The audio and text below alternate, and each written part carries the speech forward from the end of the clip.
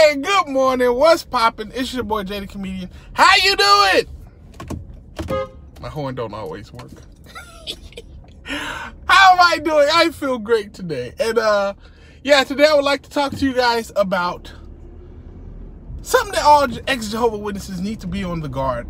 You know, just keep in your mind. This is one of those things that if you were a Jehovah Witness and you were raised a Jehovah Witness, it's in your mind and it may not be in the forefront of your mind. It's one of those brainwashing things that you kind of need to think about in order to control it.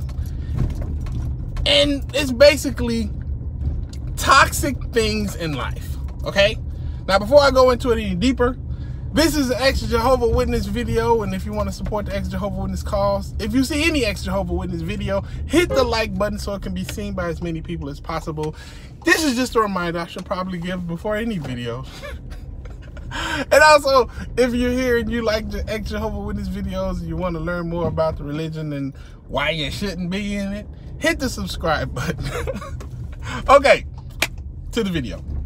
Now, if you're an ex-Jehovah Witness, and you've waken up from the religion, or if you're, you know, about to wake up, if you're starting to realize certain things about the religion, one of the things you're going to realize is that it's toxic as hell.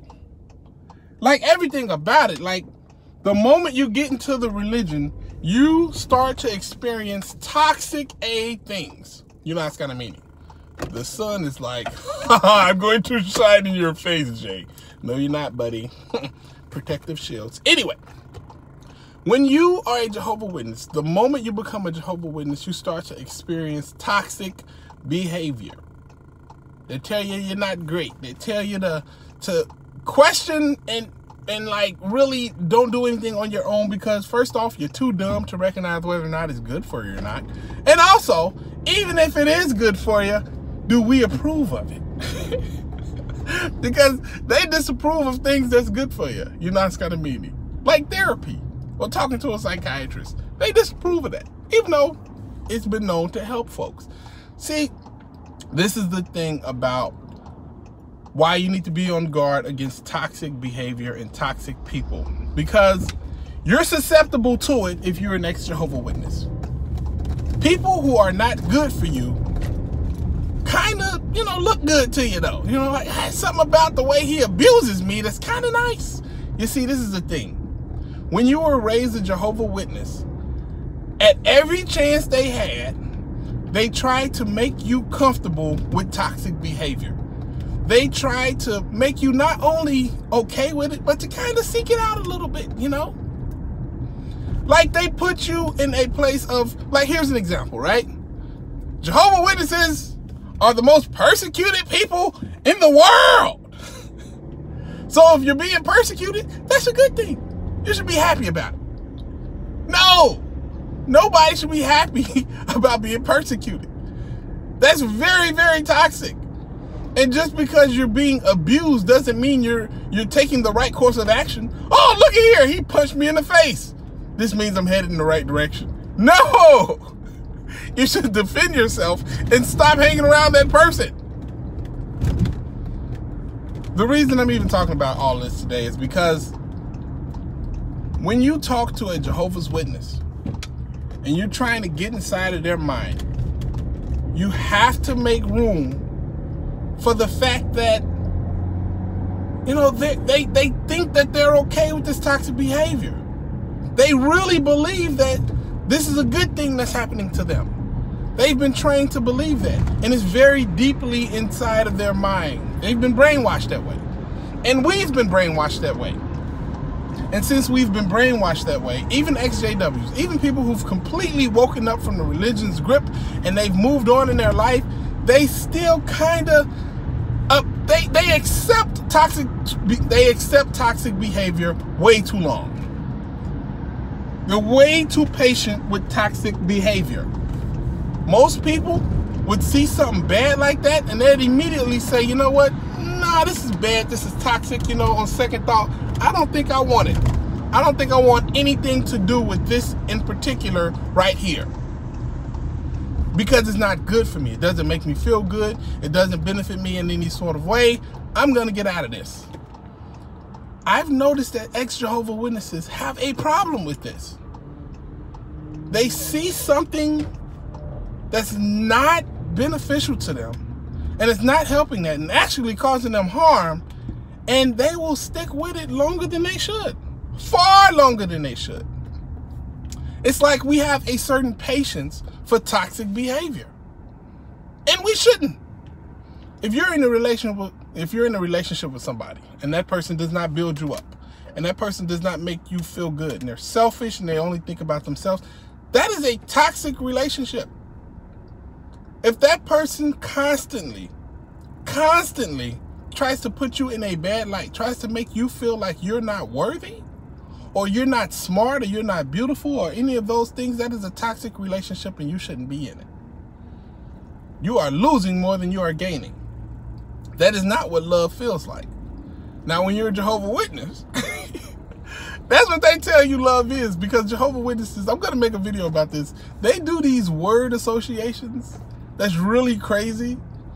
Well, they'll get you used to a certain word, and those words come with certain emotional feelings and stuff like that. And they'll take that word and they'll completely and utterly switch it around.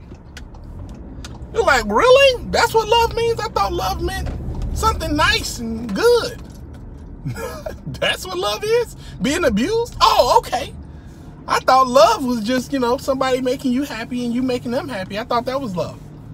Apparently it's abuse.